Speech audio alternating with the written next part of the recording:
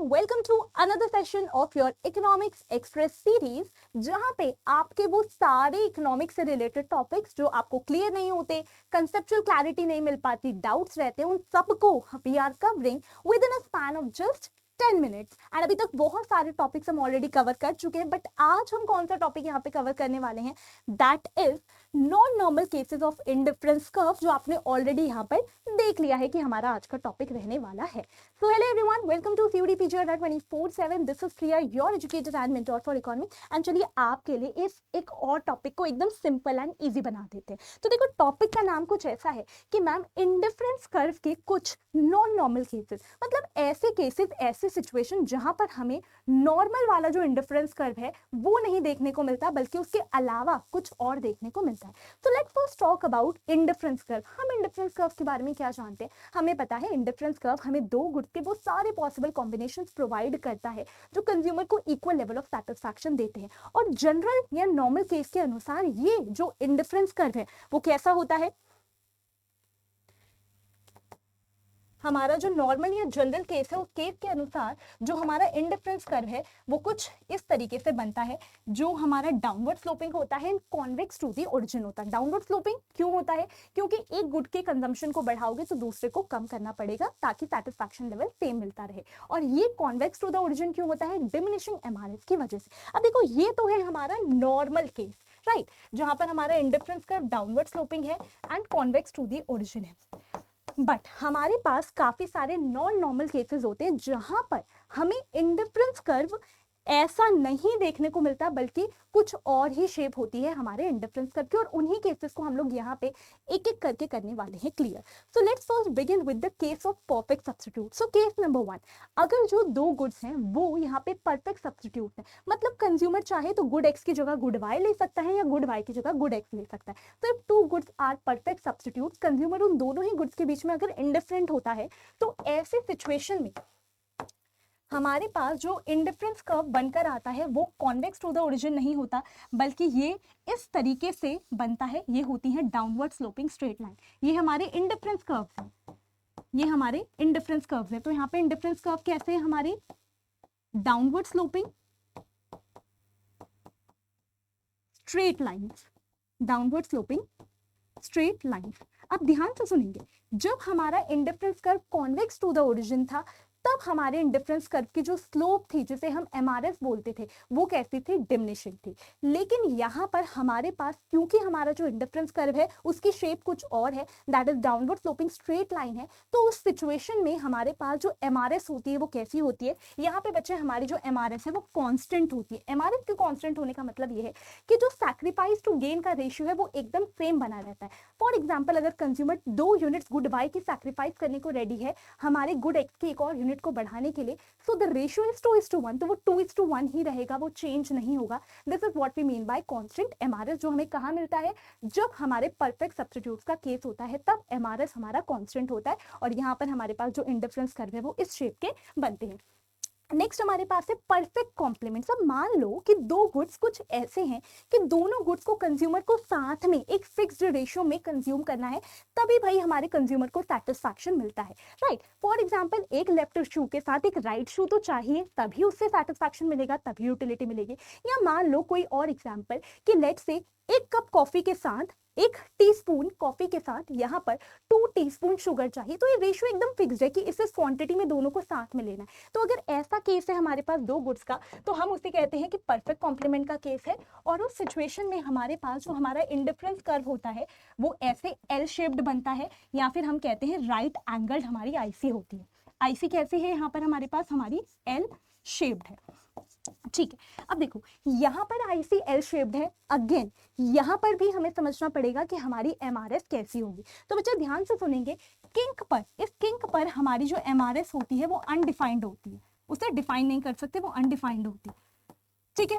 इस वर्टिकल वाले हिस्से पर हमारी जो MRS है वो इन्फिनिटी के बराबर होती है, और इस हॉरिजॉन्टल वाले हिस्से पर जो हमारी MRS होती है वो बराबर होती है 0 के।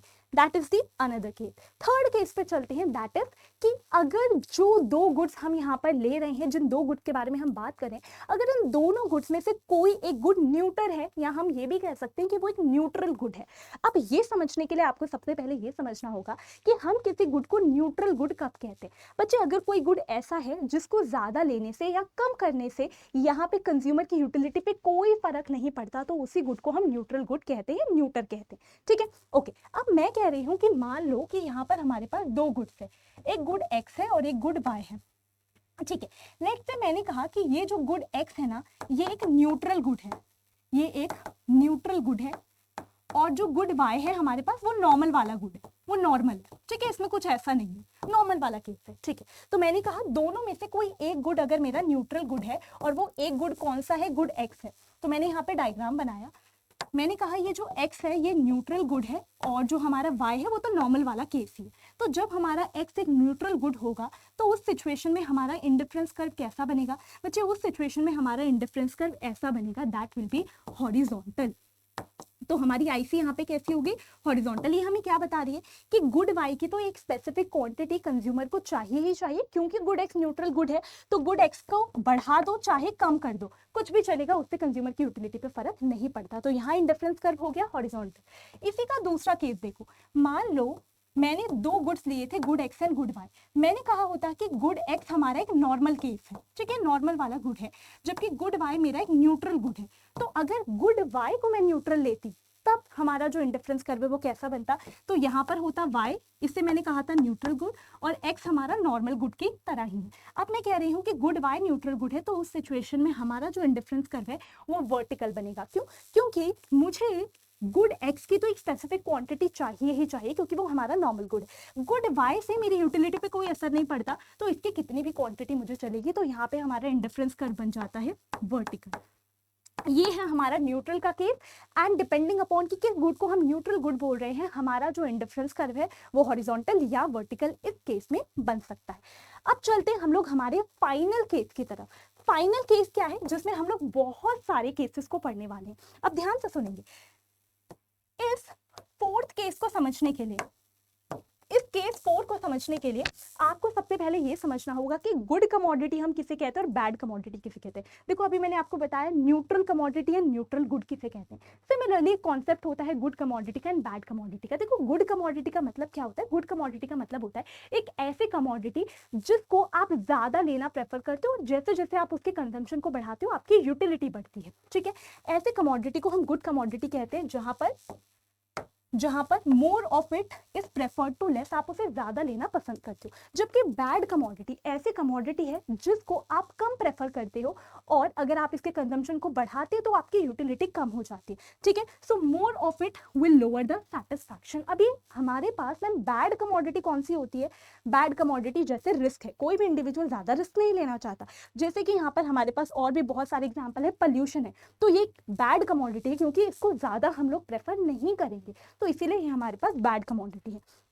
अब देखो, आपके एग्जाम में, CUDPG एग्जाम में ही एक बार इस तरीके का सवाल पूछा गया था, तो आई थॉट कि ये पूरा का पूरा जो डायग्राम है आपको इसी वीडियो के माध्यम से क्लियर कर दिया जाए। अब देखिए, यहाँ पे हमारे पास दो गुड्स हैं, एक गुड Y है और एक गुड X है। मैं कह रही हूँ कि ये जो गुड X है वो इस लेवल तक, किस लेवल तक? इस लेवल तक, X1 लेवल तक ही एक गुड कमोडिटी रहता है। अगर मैं गुड X की क्वांटिटी को X1 लिमिट से ज्यादा कंज्यूम करती हूँ तो फिर वो एक बैड कमोडिटी बन जाता है। क्यों? किसी भी चीज की एक्सेस अच्छी नहीं होती, तो अगर मैं गुड X को भी X1 क्वांटिटी तक लेती हूँ तो वो एक गुड कमोडिटी की तरह बिहेव करेगा, और इसके बियॉन्ड एक बैड कमोडिटी बन जाएगा। सिमिलरली गुड Y जो है मेरा, मैंने कहा Y1 लिमिट तक मेरा जो गुड Y है वो एक गुड कमोडिटी है। देखो, गुड कमोडिटी आप समझ चुके हो, तो मैंने कहा मेरा जो गुड Y है, जो कमोडिटी Y है, वो Y1 तक गुड कमोडिटी की तरह बिहेव करेगी, और अगर मैं इसका कंजम्पशन इससे ज्यादा बढ़ाऊंगी तो फिर ये एक बैड कमोडिटी बन जाएगी। क्यों? क्योंकि एक्सेस किसी भी चीज की अच्छी नहीं है। ओके, अब चलो यहाँ पे हम लोग इसको 4 पार्ट्स में पढ़ने वाले हैं। सबसे पहले जोन 1 देखो, जोन 1 में हमारे पास गुड X इस लिमिट तक है, मतलब कि यहाँ पर हमारे पास क्या हो रहा है कि जो हमारा गुड X है, इसको ऐसे लिख लेते हैं, जो हमारे पास X है वो एक गुड कमोडिटी की तरह बिहेव करेगा। और इस जोन वन में हमारे पास y भी लिमिट तक ही है, तो यहाँ पर y भी गुड कमोडिटी की तरह ही बिहेव करेगा। जोन वन में किसे कह रही हूँ, मैं इसे कह रही हूँ जोन वन। अभी मेरा फोकस सिर्फ इस पे है, तो यहाँ पर x भी गुड कमोडिटी है और y भी गुड कमोडिटी है। तो देखो इस जोन में हमारे इंडिफरेंस कर्व की शेप कैसी है, ऐसी है, ऐसी है। तो आप लोगों को बस यही याद रखना है कि अगर x और y दोनों गुड कमोडिटी होते हैं तो हमारा इंडिफरेंस कर्व वैसा नॉर्मल वाला कॉन्वेक्स टू द ओरिजिन और डाउनवर्ड स्लोपिंग देखने को मिलता है। नेक्स्ट केस हमारे पास क्या है, let's have a look at the zone 2। ये जोन 2 देखो, अब जोन 2 में क्या हो रहा है, जोन 2 में हमें क्लियरली दिख रहा है कि यहाँ पे y लिमिट से ज्यादा हो चुका है, तो y यहाँ पे बन चुका है एक बैड कमोडिटी, और हमारे पास जो हमारा x है वो अभी भी लिमिट के ही अंदर है जोन 2 में, तो x हमारी एक गुड कमोडिटी। अब देखो इस जोन 2 में हमारे इंडिफरेंस कर्व कैसे बन रहे हैं, ऐसे कैसे बन रहे हैं, ऐसे बन रहे हैं अपवर्ड स्लोपिंग। तो अगर y बैड होता है और x गुड होता है तो इंडिफरेंस कर्व की शेप ऐसी होती है। जोन 3 में देखो, जोन 3 में देखो, जोन 3 में क्या हो रहा है, यहाँ पे जोन 3 में y तो बैड है ही, y तो लिमिट से ऊपर हम कंज्यूम कर ही रहे हैं। अब देखो हमने x को भी लिमिट के बियॉन्ड कंज्यूम कर लिया, तो x भी बैड कमोडिटी बन गया, और यहाँ पे हमारा इंडिफरेंस कर्व कैसा बन रहा है, इस शेप का बन रहा है। तो जब दोनों बैड होते हैं तो इंडिफरेंस कर्व वैसा बनता है। और लास्ट केस में यहाँ पे देखो इस वाले जोन में देखो, इस जोन में क्या हो रहा है कि इस वाले जोन में हमारा अब x बैड है, लेकिन देखो y को मैं अभी भी लिमिट के अंदर ले रही हूँ, तो y हमारी एक गुड कमोडिटी है। तो इस सिचुएशन में हमारे इंडिफरेंस कर्व कैसे बन रहे हैं, ऐसे बन रहे हैं। तो यहाँ पर हमारे इंडिफरेंस कर्व ऐसे बनते हैं अगर x हमारी बैड कमोडिटी होती है और y हमारी गुड कमोडिटी होती है। मैंने आपको सारे केसेस इस एक ग्राफ के थ्रू क्लियर कर दिए, ठीक है। अब डिपेंडिंग अपॉन कि आपको एग्जाम में क्या बोला गया है कि x और y में से किसे गुड मान रहे हैं, किसे बैड मान रहे हैं, आप अगर ये ग्राफ माइंड में रखते हो so you will be able to answer all this type of question, ठीक है। और देखो यहाँ पे हम कह रहे हैं कि ये एक पॉइंट है, ये कौन सा पॉइंट है, जिसमें दोनों ही गुड्स की यहाँ पर हमारे पास बेस्ट क्वांटिटीज हैं या ऑप्टिमल क्वांटिटीज हैं, ओके। तो मैंने कहा कि इस वाले बंडल में गुड x की x1 और गुड y की y1 यूनिट्स हैं, ये बेस्ट क्वांटिटीज हैं हमारे दोनों ही गुड्स की। तो इसीलिए इस पॉइंट को, जो हमें दोनों गुड्स की बेस्ट क्वांटिटीज को शो कर रहा है, हम पॉइंट ऑफ सैटिस्फैक्शन या ब्लिस पॉइंट कहते हैं। जो कुछ भी मैंने आपको बताया वो सब कुछ यहाँ पर आपके लिए लिखा हुआ है, आप चाहो तो इसे पॉज करके वीडियो को रीड भी कर सकते हो, ओके। तो हमने समझ लिया चार केसेस के बारे में हम लोगों ने यहाँ पे समझ लिया है कि अगर दोनों गुड होते हैं तो हमारा जो इंडिफरेंस कर्व है वो ऐसा बनता है। अगर x तो गुड है लेकिन y बैड है, x तो गुड है लेकिन y बैड है, तो हमारा इंडिफरेंस कर्व कुछ ऐसा बनता है। अगर दोनों ही बैड हो जाते हैं तो हमारा जो इंडिफरेंस कर्व है वो इस तरीके से बनेगा। और अगर x बैड है बट y गुड है तो हमारा इंडिफरेंस कर्व इस तरीके से बनेगा। मैंने आपको सारे केसेस यहाँ पर बहुत अच्छे से एक्सप्लेन कर दिए हैं, ओके। आई होप आपको ये वीडियो पसंद आए और सारे non normal cases of indifference curve आपको यहाँ पर एकदम क्लियर हो चुके होंगे। अगर सारी चीजें क्लियर नहीं हो तो सेशन को लाइक कर दीजिएगा, चैनल को सब्सक्राइब कर लीजिएगा, बिकॉज इस 10 मिनट्स इकोनॉमिक सीरीज में आपके सारे कॉन्सेप्ट्स को मैं यहाँ पे क्लियर करने वाली हूँ, okay. And again there are certain things which you all know कि this is my Telegram channel, PDF आपको हर एक सेशन की यहीं पे मिलेगी, ज्वाइन कर लेना, नहीं ज्वाइन किया है। अगर जैसे आप यहाँ पे 10 मिनट्स कॉन्सेप्ट्स को मेरे साथ समझ रहे हो, आप पूरा सिलेबस यूडीपीजी 2027 इकोनॉमिक्स का मेरे साथ कवर करना चाहते हो, चाणक्य अल्टीमेट बैच में एनरोल कर सकते हो, या फिर आप महापैक में एनरोल कर सकते हो, जिसमें आपको सभी बैचेस पर एक ही बारी में एक्सेस मिल जाता है। कोई भी क्वेरी है आपकी बैच रिलेटेड, कुछ भी पूछना है, इस मेल आईडी पे आप मुझे रीच आउट कर सकते हो, एंड आप कोड अप्लाई कर लेना बैच में एनरोल करते हुए PY19 to avail the additional discount. Thank you so much. आज का सेशन तो यही एंड करते हैं, बट इसी के कंटिन्यूएशन में अब आपके लिए और भी बहुत सारे अमेजिंग कॉन्सेप्ट का सिंपल एक्सप्लेनेशन चैनल पर ही आपको मिलने वाला है। Thank you so much and all the very best.